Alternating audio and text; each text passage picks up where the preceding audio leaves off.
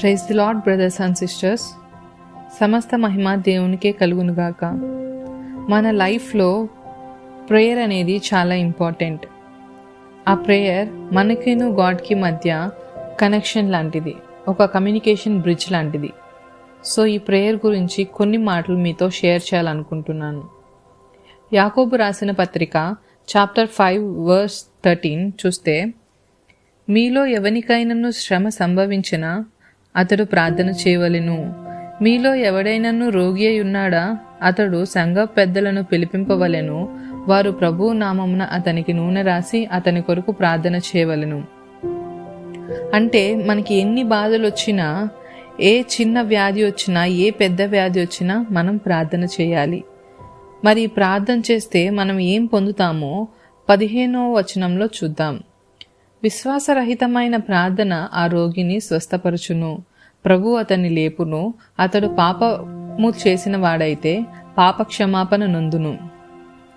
అంటే మనం విశ్వాసంతో, నమ్మకంతో ప్రార్థన చేసినట్లయితే మనకి స్వస్థత మరియు పాప క్షమాపణ పొందుతాము. మరి స్వస్థత, పాప క్షమాపణ మన కోసం మాత్రమేనా? లేదు. 16వ వచనం చూస్తే, మీ పాపములను ఒకనితోనొకడు ఒప్పుకొనుడి, మీరు స్వస్థత పొందునట్లు ఒకని కొరకు ఒకడు ప్రార్థన చేయుడి. నీతిమంతుని విజ్ఞాపన మనఃపూర్వకమైనదై బహుబలము గలదై ఉండును. ఒకరి కోసం ఒకరు ప్రార్థన చేయాలంట. ఒకరి కోసం ఒకరు వాళ్ళు స్వస్థత పొందటానికి ప్రార్థన చేయాలంట. సరే, వేరే వారి కోసం ప్రేయర్ చేయమన్నారు కదా అని మనసులో కోపంతోనూ ద్వేషంతోనూ ప్రేయర్ చేయకూడదు. ఎందుకంటే నీతి కలిగి హోల్ హార్టెడ్గా చేసిన విజ్ఞాపన చాలా బలమైనదంట.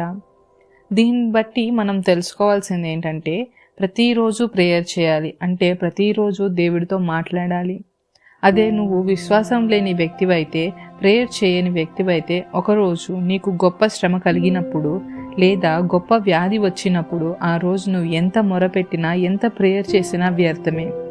ఫర్ ఎగ్జాంపుల్, మీ పేరెంట్సే, మీ తల్లియో మీ తండ్రియో హాస్పిటల్లో ఉన్నప్పుడు, దేవుడా స్వస్థత పరచుము, దేవుడా మాకు సహాయం చేయమని నువ్వు మొరపెట్టినప్పుడు, అయ్యో దేవుడు నాతో లేడే, దేవుడు నాకు సహాయం చేయలేదే అని అనుకుంటూ ఉంటావు.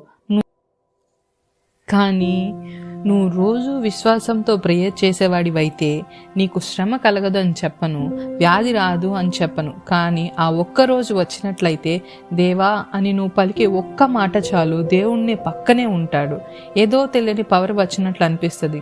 నువ్వు ఊహించలేని రీతిలో ఆ శ్రమను తప్పిస్తాడు, ఆ వ్యాధిని తప్పిస్తాడు, లేదా వాటిని ఎదుర్కొనే ధైర్యాన్ని నీకు ఇస్తాడు. హల్లెలూయా. ఇలాంటి గొప్ప అనుభవాన్ని పొందాలంటే ప్రతిరోజు ప్రేయర్ చేయండి. May God bless you all.